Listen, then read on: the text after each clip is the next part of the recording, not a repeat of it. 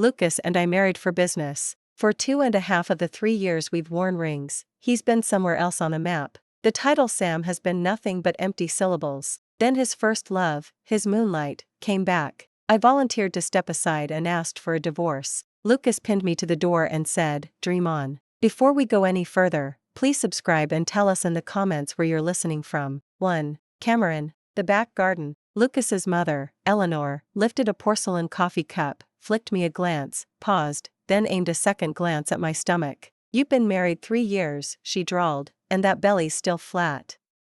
Is it you who can't, or is it my Lucas who can't?" The bluntness jolted me, my hand jumped, sloshing coffee over the rim. I snatched napkins, dabbing at the spill while I silently answered, "It's not that your son can't, Mom, it's that he's too able. But he's only home a few months a year. I can't manufacture a baby alone." Out loud I remained the docile daughter-in-law. "We're working on it, Mom." Eleanor set the cup down with a sigh. "Honestly, just fly out with Lucas. You're 26 now, wait much longer and you're the one who'll be labeled high risk." She lectured for 30 minutes.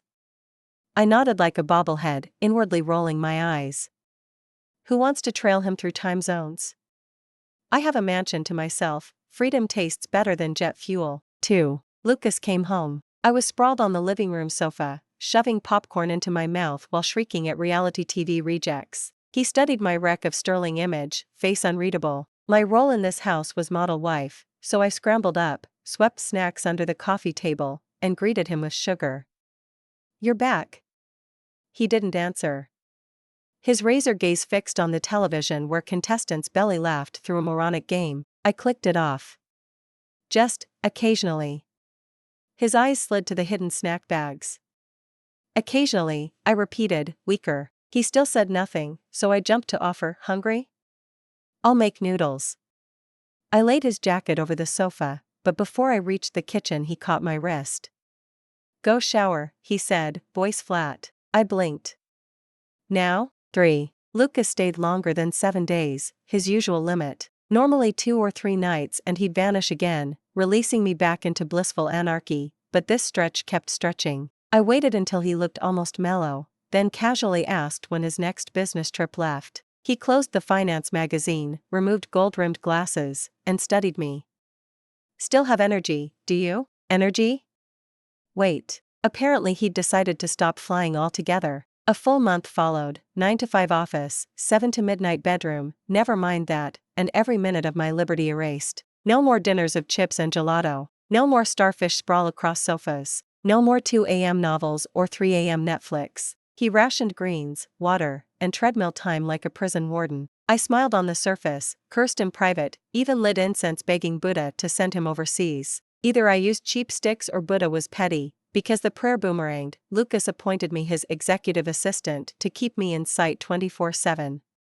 "Coffee or herbal tea, Mrs. Hawthorne?" his real secretary Wesley asked. I lolled on the office sofa, scrolling my tablet.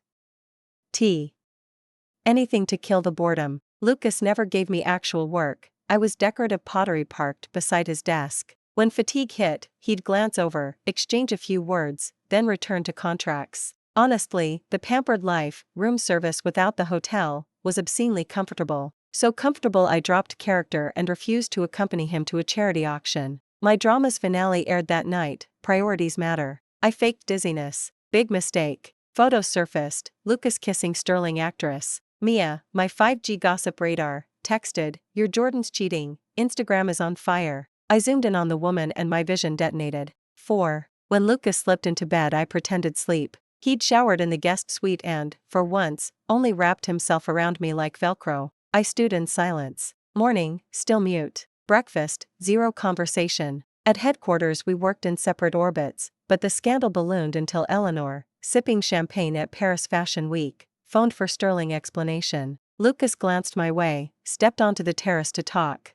I hugged a couch cushion, eyes on my iPad, pretending indifference. He came back and sat beside me. "You saw the trending post?" So we were addressing the elephant. I kept my voice level. "Saw it. How do you feel?" he asked. Heat shot up my throat. Was he serious? "You couldn't pick anyone except my idol's nemesis?" I exploded. The second the words left I wanted them back. Never bite the hand that funds you. Lucas's face darkened. You're furious, not because I allegedly cheated, but because she feud tweet your pop star? Before I could parse the danger, he summoned Wesley and ordered a corporate statement denying the rumor. Within minutes, Hawthorne Group posted, "The only Sam we acknowledge is right here," and tagged me. Lucas shared the post. My Instagram imploded. Followers multiplied overnight. The world finally wanted to see the ghost wife. 5. Lucas's mood curdled. Even in bed we lay back to back. I didn't care, I had my own agony. My period arrived. Mom died young. Vivian, my stepmother, tried to freeze my womanhood out of me, feeding icy foods through puberty. The result, blinding cramps. Normally I knock back painkillers, but the bottle was empty and our gated estate community doesn't allow delivery drivers. I planned to tough it out until daylight when Mia could bring replacements. Big miscalculation. Without the tablets, the pain carved me hollow. I lay drenched in cold sweat, ribs rattling. Lucas noticed when my whimpers turned to gasps. The last thing I remember is fisting his pajama collar and sobbing, "Lucas, it hurts." I woke at Eastbrook General Hospital, Sterling 4 in my hand. He sat beside me in wrinkled black silk pajamas, clasping my fingers. Whatever the nurses had pumped into me had killed the pain, only exhaustion lingered. "Let me get you water." He cranked the bed upright, piled pillows behind me, and held the cup while I sipped. "Jamie," I whispered. "Why didn't you tell me it was this bad?" he demanded, anger cracking his calm. I take painkillers," I stammered. "They work." He exhaled through clenched teeth. "Starting now, we fix your body, properly." 6. After discharge, Lucas thawed. "Seriously," I muttered inwardly, "you're the one who created a cheating scandal, yet you sulk?" Classic villain logic. He dragged me to a Chinese medicine clinic and had housekeeper brew herbal tonic twice daily. He timed the doses himself, even moving paperwork home so he could watch me swallow every bitter drop. Each mouthful tasted like grass-flavored doom. When the torture ended, he announced another charity gala. I opened my mouth to refuse. "Either the ballroom," he said softly, "or we stay in and amuse ourselves." Threats, Lucas's native tongue. I caved. At the reception I spotted her and understood the arm twist. Bianca, first love, white moon, all the clichés, glided across the marble. Lucas's jaw locked for a beat. She lifted her chin, found him, and they traded a silent 5-second stare. I watched with popcorn-level curiosity. Was I supposed to applaud their reunion? Lucas broke first, tightened his grip on my hand, and steered me toward tech investors. I'd escorted him through dozens of these. Small talk is my second language. Mid-laugh I heard a lilting voice behind us. "Lucas." I turned. Bianca approached, red wine swaying in her glass, smile luminous. Lucas watched her walk toward us, his expression unchanged, yet I could read that he was annoyed. Before I could process it, Bianca was upon us, all sparkle and charm. "Lucas." The way she greeted him, intimate, familiar, sent the imagination running. Lucas didn't answer. She didn't even blush, she simply pivoted to me, then spoke to him again. "And this must be Miss Sterling? Miss Sterling?" I kept my appropriate smile and looked her over. So this was the legendary Miss Lang, no pushover. Her very first strike was to strip me of his name, and she knew exactly who I was. She'd done her homework. "It is," I said sweetly, turning to Lucas with deliberate tenderness. "Honey, aren't you going to introduce us? Turnabout is fair play, we can all dance." If she wanted to needle me, I'd flash the happy couple light right back, dazzle her to death. He met my gaze, the furrow finally softening. Sterling eyebrow lifted as he shifted back to Bianca. "Sterling, old friend." Then he drew me to his side, hand firm on my waist. "This is my wife, Stella." Wife, me, old friend, her. A one-line dismissal that painted her cheeks pink. The air thickened. Bianca recovered fast, smile still pinned in place. "Lucas, it's been forever. I've missed you." My brows inched up. Her sugar-soaked line had the onlookers trading glances. Lucas's jaw tightened. "Step aside for a minute," he said, voice low. She agreed brightly, eyes flicking to me, victory signals, before she strutted off. Lucas beat her to the next blow. He brushed a kiss across my cheek and murmured, "Sweetheart, I'll be right back, Dylan." Watching her smile freeze, I beamed. "Sounds perfect." Once they left, I drifted among Lucas's business acquaintances, trading polite banter. Everyone here's too smooth to risk the wrong question. Except one born without a filter. My dear half-sister sauntered over. After enough pleasantries, I retreated to a corner with dessert. I'd just bitten into a raspberry tart when her voice sliced in. If I were you, I'd have hung myself by now. How can you still eat? April tottered in a blush pink princess gown, Hermes bag on her arm, eyes gleaming with scorn. I pivoted, one eyebrow cocked. April, pink is for sweet 16s. At 25 the looks a little, nursery school? You, she sputtered, catching herself mid-curse. I just saw Jordan on the terrace with a gorgeous woman. She smiled, eager for my jealousy. I lifted one shoulder. Oh, her? One of his exes. April's eyes ballooned as if I'd gifted her front page news. She leaned in. Sterling X? So you're about to be kicked to the curb? I stared. Is she for real? Curbside trash, someone's been binge reading pulp. I licked sugar from my lip. Less fiction, more Sudoku, April. Builds brain cells. Verbal sparring has never been her sport, her fists clenched, nails half-moons in her palms. Chase is back, did you know? She blurted suddenly. The name felt centuries old. I stayed breezy. Consider me informed. Her gaze drilled into mine. Don't you want to rekindle that flame? I looked at her oddly. Why on earth would I? You were crazy about him. She was almost nose to nose, searching for a tremor. I stepped back, tone icing. Don't mention his name again. His return is none of my business, I'm married. I twisted the heavy diamond on my finger. Instead of retreating, she smelled blood. Divorce Jordan while you still can, Stella. Marrying above your station courts disaster, just like your poor, dead mother. Crack. The red wine hit her face before she finished. She gaped, crimson dripping onto silk. The scene drew eyes, Dad and Vivian among them. They charged over, righteous fury blazing. Harrison never asked what happened, he simply barked, "How dare you drench your sister?" "I'm not done," I answered, tone sweet as arsenic. "You're next on my splash list, brat." His hand flew up. It never landed. "Uncle Harrison, calm down." Stella didn't. Chase wedged himself between us, the voice startlingly familiar. A second later chilled wine slapped my cheeks, April's revenge. She darted behind Vivian, sticking her tongue out. The room's focus snapped to me. Spine straight, I dabbed my face with napkins, then tapped Chase's shoulder.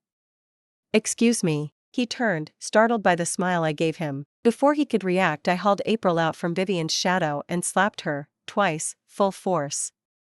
"Don't ever speak of my mother." Who wormed her way in as the other woman? Want me to broadcast that resume?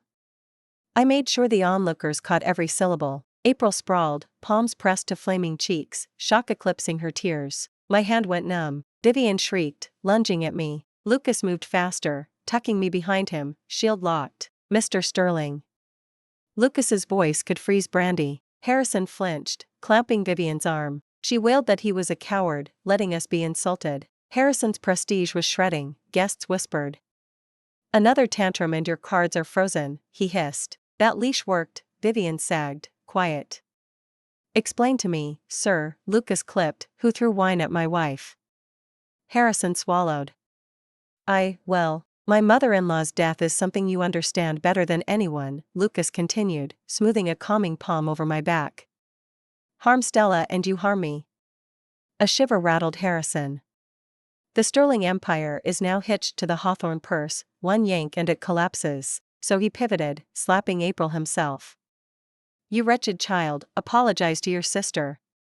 April, coddled since birth, shrieked, clutched her face, and bolted. Vivian chased her. Harrison forced a smile. "Stella, your sister's still young." I regarded the stranger who'd fathered me. "Mr. Sterling, mother was frail, she left me Sterling only child." "I have no sister." "I should have had a brother, but he died with her." Blinking back tears, I tugged Lucas's sleeve.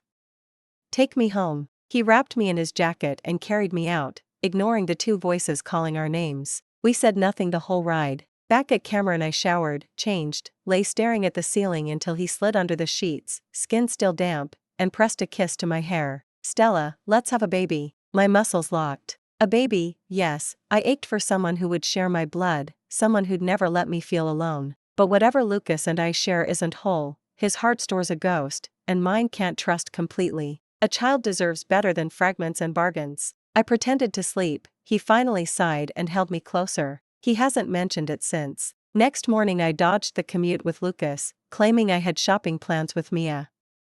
He kissed my cheek and left without protest. I reached Bluebird first, she texted she'd be late. I ordered coffee and scrolled Instagram. A shadow settled across the table. I glanced up expecting Mia, not Bianca in a scarlet dress, lips crimson, eyes cold. I raised a brow, sipped, and waited. She dismissed the waitress and cut straight, "Leave Lucas." A laugh slipped through me, I couldn't help it. Her cheeks tinted. "What's funny?" I merely smiled, turning my hand so the 5-carat rock caught the light. "Name your price," she snapped. "Bianca," I murmured, leaning in, "I'm wearing half the Hawthorne fortune on one finger." "What could you possibly offer that tops that?" I sat back, content to watch steam curl from her clenched fists. Bianca's face changed completely. She clearly hadn't expected me to be this clear-headed and hard to fool. She practically gnashed her teeth. "Lucas doesn't love you at all." I shrugged like it didn't matter. "So what? We're adults. Who needs love? As long as Lucas belongs to me now, and his money belongs to me, that's enough." Then I smiled sweetly at her. Bianca choked on her fury, shot me one last vicious glare, and stalked off, handbag swinging. I lifted my porcelain coffee cup in total contentment. That was it? Lucas's ex only had this little trick? I hadn't even unveiled my heavy weapons yet. Mia arrived just in time to collide head-on with Bianca and get glared at for her trouble. Who on earth was that? Mia rubbed her arm, annoyed, and came over. "Jordan's former flame," I said, standing up to go eat. "Huh?" Mia's eyes rounded with scandal. "You two didn't throw punches, did you?" I blinked. "Why would we?" Mia waved her hands. "Isn't that what a turf war visit is for?" I rolled my eyes. "Her combat strength is too low." A couple sentences and she ran off. 8. I never expected to run into Chase while grabbing lunch. Mia and I were almost done when she headed to the restroom, leaving me at the table. "Stella." Chase slid into the chair opposite, face lit with excitement. I glanced up, chose silence, and ignored him. He refused to give up. "Stella, have these years treated you well?" Still ignoring. When I didn't answer, guilt flooded his face and he reached for my hand. "You must have suffered. Don't be afraid, I'm back now, and I'll marry you." I shot to my feet, dodging his hand, and finally lost my cool. "Are you insane?" He stepped closer, I stepped back and snapped, "Stop." He froze, helpless. "Stella, are you still mad about back then?" "I'm sorry I abandoned you." "I love you, Chase," I said, temper barely leashed. "I'm Sam now." I know, he cut in. "Don't worry, I'll talk my mom around." I pressed my temples. Had studying abroad fried his brain? Just then Mia returned, yanked him away, and sneered, "Oh please. 3 years ago you couldn't convince mommy, and now you expect us to buy it?" "No, Chase," I said, patience exhausted. "We're history. I'm happy with my life, please stop harassing me, it's exhausting." I grabbed Mia to leave, but Chase seized my wrist. "I can see you don't love him," and I wrenched hard but couldn't break free. Fury exploded. "I don't love anyone. I love only myself." The instant the words left my mouth, Mia elbowed me. I followed her gaze, and saw Lucas, Wesley beside him. For a moment my mind went blank. Lucas's face was unreadable as he walked over, caught Chase's wrist, and squeezed until Chase let go with a yelp. Lucas settled his hand naturally around my waist, staking his claim. Looking at Chase, he asked mildly, "A friend?" I pressed my lips together at that gentle smile. "Sterling old acquaintance." Lucas studied me for 3 seconds, then pinched my cheek with mild helplessness. As he led me off, Chase tried to speak, but Mia punched him hard. Her voice trailed after us, "Chase, are you mental?" My God. 9. That night Lucas wasn't his usual gentle self. I'd never seen him like this, so I kept quiet and endured. When it was over, he pulled on his clothes and went downstairs. After a minute I fumbled in the drawer for the pills. I'd forgotten to bring water and was too drained to fetch some, so I swallowed them dry. The tablet lodged in my throat, bitterness flooding up. Wincing, I turned to head downstairs, and found Lucas in the doorway holding a glass. His face was blank but his knuckles wide around the cup. Had he seen me take the wine? My lips parted, then closed. What was there to say? The choice was mine. The bitterness kept rising. Lucas stepped in and handed me the water. I didn't refuse, I drank. It was lukewarm. While I gulped, he took his pillow and left again. 10. We'd moved to separate bedrooms, and Lucas had turned ice cold. You think the Chase episode created a rift? Mia asked after I filled her in. That can't be it. I was doubtful. Why not? Jordan keeps things low-key, but he's still a guy. His wife announced she doesn't love him, of course it stings. But he doesn't love me. I stabbed my straw, deflated. This isn't about love, it's about pride. She tapped my forehead. I think he's mad about the pills, I sighed. Mia, could you be any denser? She looked exasperated. You've been married ages, it's time for kids. He's Sterling's only son. Keep rejecting motherhood, and how will you explain it to his family? As I opened my mouth, a familiar figure caught my eye. Wasn't that my childhood housekeeper? She'd vanished after Mom died. She noticed me too, paled, lips trembling, and spun to leave. I abandoned Mia and hurried after her. I cornered her around the bend. You're Nora, right? I caught her arm. I'm not, leave me alone. Her eyes widened in terror. I frowned. Why was she frightened? Nora, it's Stella. At that, she started shaking, dropped to her knees, sobbing, I'm sorry, ma'am. I shouldn't have killed you and the young master for that bit of money. Spare me, please don't haunt me. 11. After settling Nora and speaking to a lawyer, I stepped into sunlight, and the world blacked out. Mia caught me, worried. You okay? I stared blankly, blood roaring in my ears. Relax, even after 20 years, without physical evidence there's still a witness, she insisted. I couldn't hear her. Darkness swallowed me and I collapsed. I woke at Eastbrook General Hospital, Mia and Chase glaring at each other. You're awake. Feel better? Mia exclaimed. I'm fine. I sat up, dazed. What made you faint? Chase asked. Mia opened her mouth, then shut it, scowling. He brought you here. I studied Chase, drew a breath, and asked Mia to step out. Once we were alone, I ignored the cup he offered. When you obeyed your mom and flew off to study, my depression was at its worst. His hand jerked, water sloshed. I smiled thinly. I slit my wrists, swallowed sleeping pills, but I survived. Chase set the glass down, stammering excuses. Chase, I fought to live. Let me be. Don't enter my world again. Too tired to emote, I lay back. From that day, Chase vanished from my life, and I launched my plan. As the lawyer said, 20 years later physical evidence is gone and the witness is mentally shaky, her testimony useless. Legal justice against Vivian is almost impossible, but I will avenge Mom and my baby brother. Kill the heart, strip her of everything she schemed to gain. I had someone approach Harrison with a joint investment. After Lucas publicly humiliated him at the gala, Harrison was desperate to rise without Hawthorne money. He didn't even investigate, he embezzled company funds and threw them in. From the shadows, I watched, cold and silent. Lucas went on another business trip. Since the night we started sleeping apart, we'd been strangers under one roof, so his absence felt routine. What felt wrong came one morning a month and a half later. I bolted awake nauseous. I ran to the bathroom and vomited until only bile remained. Slumped on the floor, strength gone, I realized, last month's period never came, and this month's was late too. My heart hammered. My cycle had always been irregular, I'd blamed stress. But now the nausea, the delay. I pressed a hand to my stomach, cold sweat blooming. 12. From your HCG levels, doubling is excellent and progesterone looks good. Based on your last menstruation, you're about 10 weeks, the doctor said. I felt the words like a bat to the skull. Pregnant, now? The doctor mistook my pallor for reluctance. If you're terminating, we need to schedule soon, the embryo is sizable. Finally I found my voice.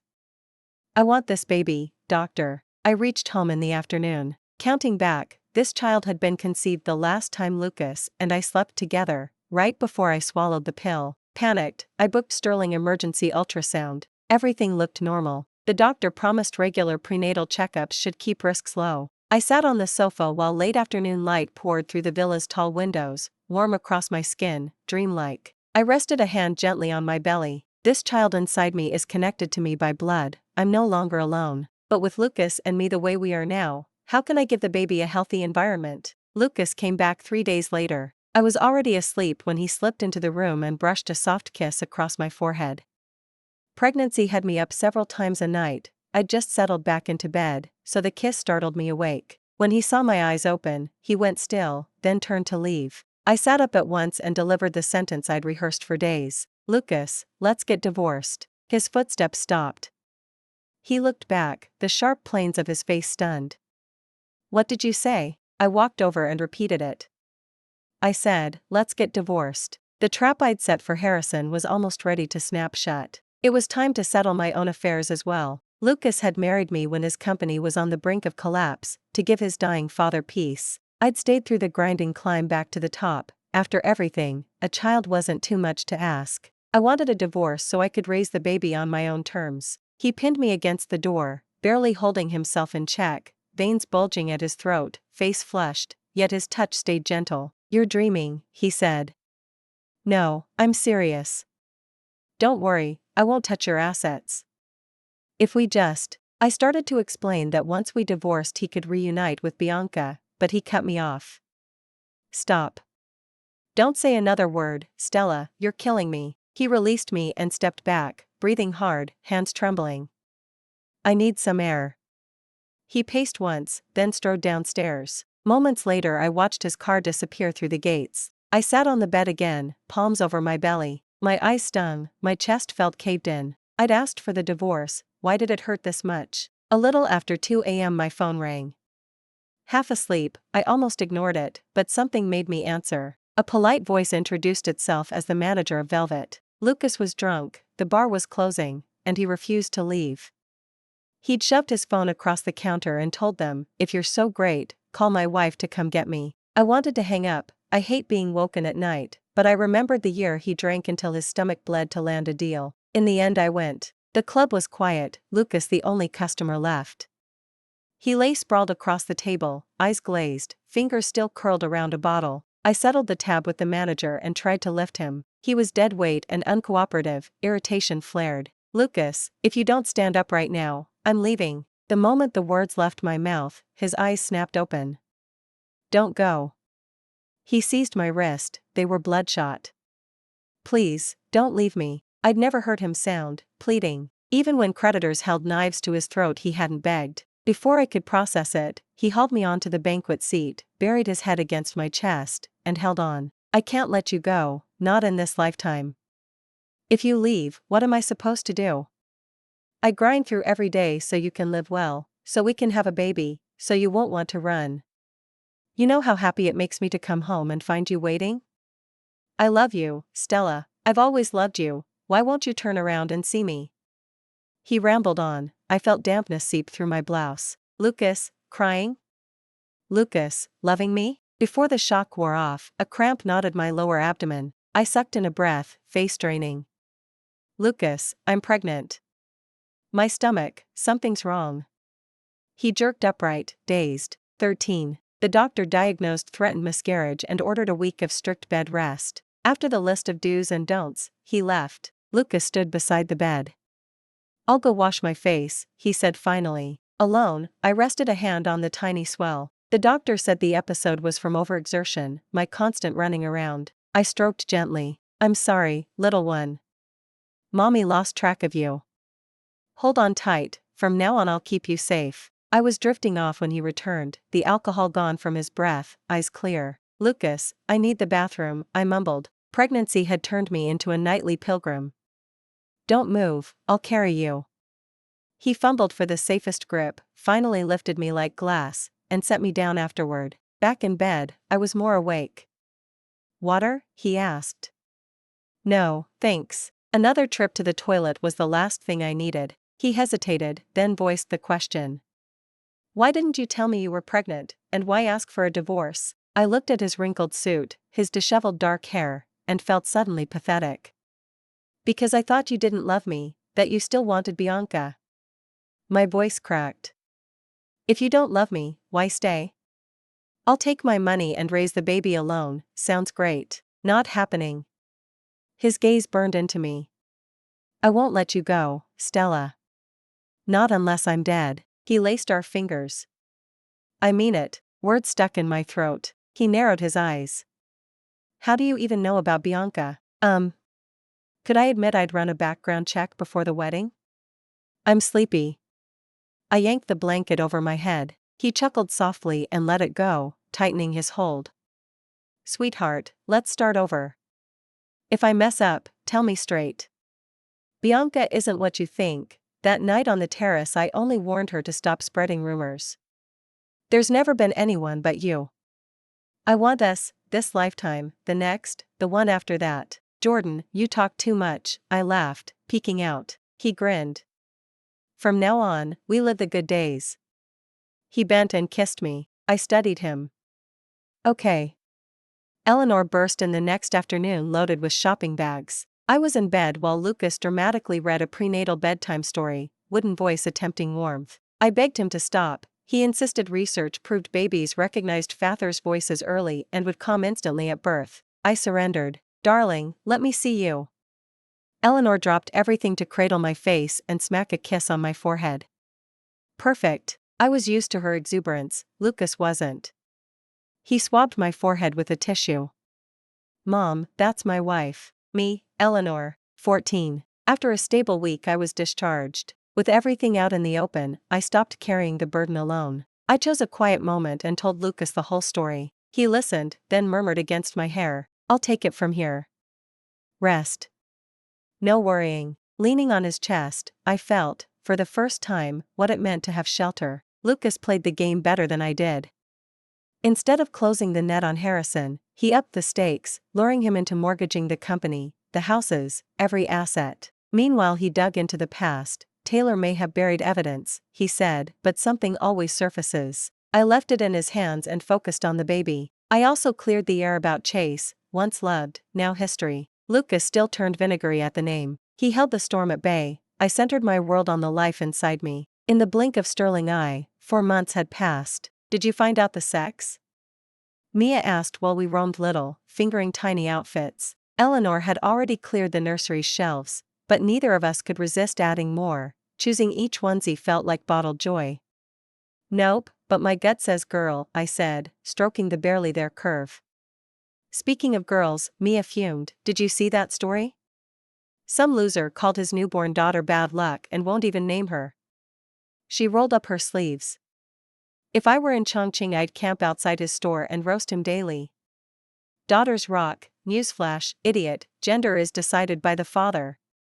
How did 9 years of compulsory school miss this specimen? Our rant crescendoed until every sales clerk joined the chorus. By the time we left, the sun was past noon. Mia stopped short on the sidewalk, horror dawning. Crap, I swore in front of the baby, 3 times. She bent to my belly. Forget everything Auntie just said, okay? I'll use princess language from now on. I burst out laughing and nudged her along. She'll have zero memory by delivery day. Don't bet on it, prenatal conditioning, remember? 15. I ran into Bianca again, over lunch. I happened to be wearing a fitted dress that day, so my bump was unmistakable when I sat. We hadn't seen each other in months. She looked a little haggard. Her eyes locked on my stomach, stare so sharp it raised goosebumps. Mia shifted her chair at once, planting herself between Bianca and me. Bianca flicked a glance at Mia, then back at me, gave a cold little laugh, and walked off. Just then I felt the baby stir, so faint I almost convinced myself I'd imagined it. Mia kept watch until Bianca disappeared, then turned and found me cradling my belly. Does it hurt? She asked, tense. No, I think the baby just moved, I said. Really? Let me see. Mia leaned in eagerly, but the dishes arrived and the little one stayed still. Casey, over lunch Mia warned me to watch out for Bianca. The look she'd shot me had been pure venom. I took the advice to heart, yet I still didn't expect Bianca to move that fast. The instant we stepped out of the restaurant she lunged, knife glinting in her hand. Screams erupted around us. Mia yanked me behind her and we ran, but Bianca was faster. It's all because of you, Aiden chose you. Bianca shrieked, face twisted, eyes wild, half crazed. You're pregnant? How dare you be pregnant? He won't even see me now.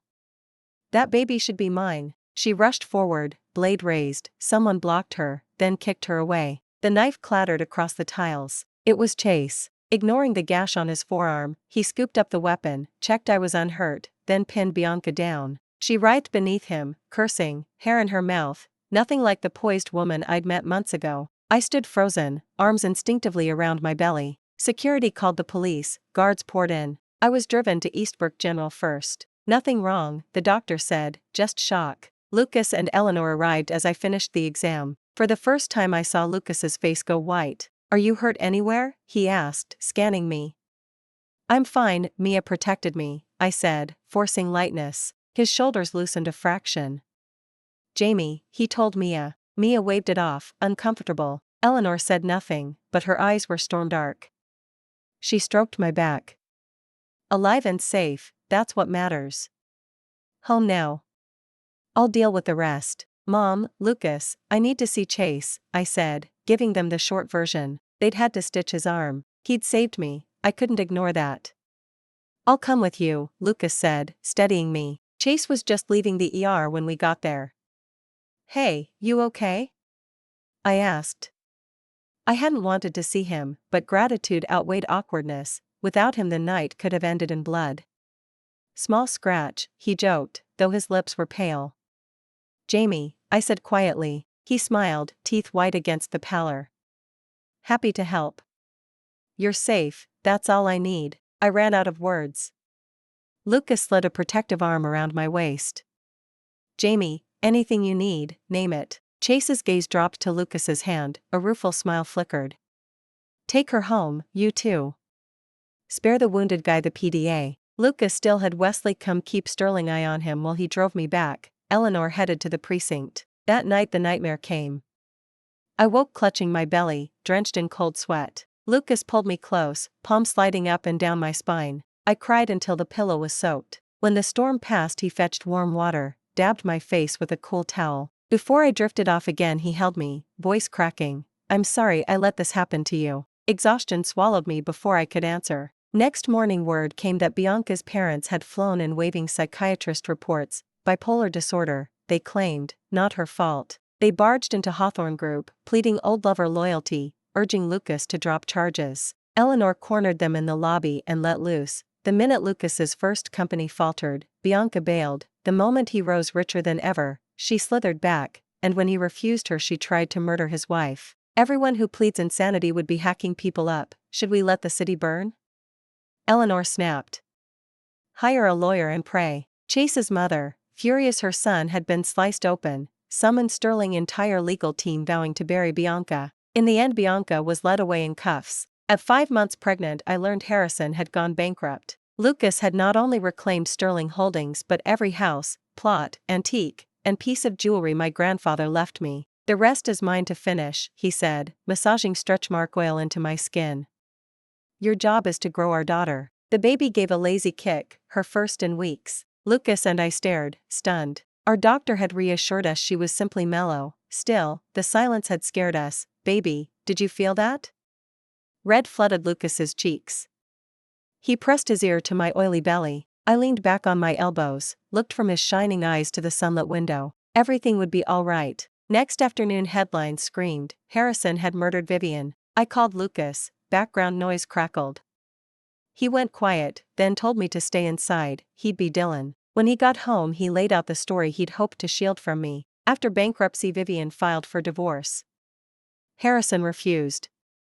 She confessed April and 6-year-old Austin weren't his, her coup de grace to force his signature. She taunted him about the money she'd siphoned to boy toys, never guessing how far he'd go. He took a cleaver to her. April and Austin, moved beforehand, were spared. Lucas added what investigators were still piecing together: my mother's accidental death, my grandfather's fatal fall, Harrison's hand in both. Long after he finished speaking I sat mute. Retribution? That night my mother came in a dream, ageless, gentle and white, a small boy by her side. I threw myself into her arms, sobbing that I missed her. She stroked my hair like when I was small. Almost a mother yourself and still my little crybaby. She said she had to go, that she'd seen everything I'd done. Let it all go, be happy. I'll watch from above, don't be afraid. She hugged me, then rested a hand on the boy's head. This is your brother. The dream dissolved as the child wrapped his arms around my leg and chirped, sis. I woke drenched in tears. Lucas hovered, frantic. I'd been crying in my sleep, impossible to rouse. He'd been minutes from driving me to the hospital. I laughed and cried at the sight of him clutching my chart and coat. The truth came out. Harrison, once a penniless charmer, had targeted my mother, naive, adored only child of a fortune. After marrying he devoured the company, then staged my grandfather's accident. With the old man gone, he installed Vivian and April under the same roof. My mother, pregnant and broken-hearted, died in labor while they looked on. Before the lethal injection, Harrison asked to see me. I mailed him a single photocopy, my new birth certificate. Name, Quinn. Tang, my mother's surname. Xingwan, the name she had chosen, bright as starlight, never too late. I erased every trace of him from my blood. He would leave no heir. 4 months later I delivered, not the daughter I'd imagined, but a son. A tiny red dot marked the outer corner of his eye, the same as the little boy in my dream. I wept over the wrinkled bundle in my arms. Lucas kissed me, then our child, tears on his cheeks. He laid the infant's hand in mine and folded both inside his own. Hold your hand, grow old with you. The end.